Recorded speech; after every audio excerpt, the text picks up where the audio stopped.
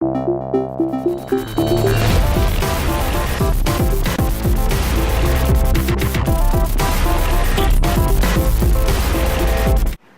all of Toronto sleeps in on a holiday Monday. Hey guys, so it is my day off. Hence the lack of makeup and the awesome hair and the sweatpants and oh yeah, it's great. So Chuck and I actually slept in this morning. We woke up at like 20 to 11. I clearly needed the sleep though. I haven't been getting a lot of it lately just because I've been stressed with work stuff, and I'm happy to get a day off. However, I woke up to some really sad news. If you've ever been to St. Jacobs, it's in the Kitchener-Waterloo area. There is the St. Jacobs Farmers Market, and it is a huge tourist attraction. People take like bus tours down to it. The main building, which is full of people who like people's crafts, a bunch of poultry places, a bunch of bakeries, a bunch of butchers and stuff like that, it actually burnt down. This morning about 2:30 I guess it started. They were battling the fire for almost 8 hours. And it's actually really, really sad to me because that was kind of like a family tradition. We'd go there Saturday mornings. A lot of times if we wanted to get there, we'd get up early on a Saturday, willingly. Like 7 o'clock Saturday, we were out the door. That's really, really sad for me because it's like a little piece of my childhood is now gone. They weren't able to save it at all. It burnt to the ground. The only thing that's left are some very charred steel supports. So I was extremely sad to wake up and read that this morning. My mom didn't even know because there is a Harry Potter marathon on this weekend, so her and my brother have been watching that all weekend, so she didn't even know, and she was very confused. I was like, oh my god, the market! I text her and she's like, yeah, wait, you're marketing today? Like, why didn't you tell us you're in the area? Sort of thing. It has a huge impact on the community, not just for the tourists and stuff, but there were a lot of little Mennonite stalls and things like that where they sold their wares. I mean that whole community is a what they call a farm raising community. So I'm sure there'll be people from all over the area that will be there to support them and will be there to help them rebuild and help them get back to the amazing place that it once was. Yes, all my plants are dead. That makes me sad too. You can't shoot me in the butt. If you ever have to question the sanity and or love between us, you should know that we just spent a good 2 minutes trying to focus the gun that I had on him in the game, not in real life, in the game, and him dancing for me trying to shoot his butt with the gun. Come on. That's a difficult shot. She did it. And then it made me think of our pants on fire because I was using fire gun, so his pants started on fire. And then we dueled each other, and I won once, and he won once. That's right. Because I was actually ready to fight at that point. Yeah. So. Ooh, that's a plate. Breaking.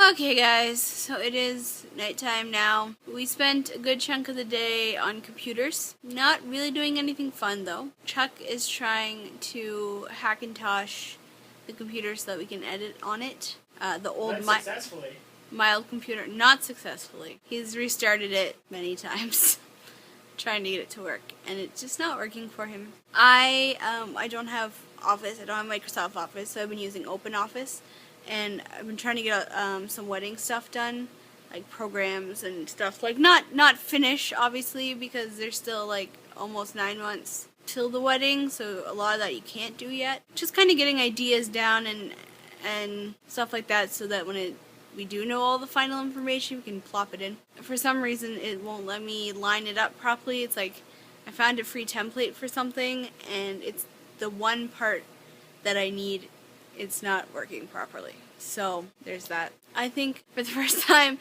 I've started to have some anxiety about the wedding.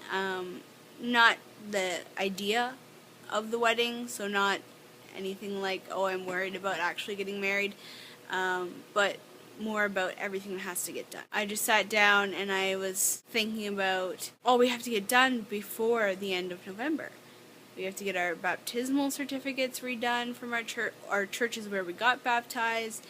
We have to do our engagement shoot. We have to do the save the dates. We have to get our wedding website ready. I have to talk to a lady about hair and makeup and make the deposits on that. We have to pay half the deposit for the wedding photographer. What else do we have to do? Oh, start looking into cakes and things like that and getting quotes for that and prices for that. And I had a brief moment of just kind of panic and anxiety, and I had to force myself to stop thinking about it.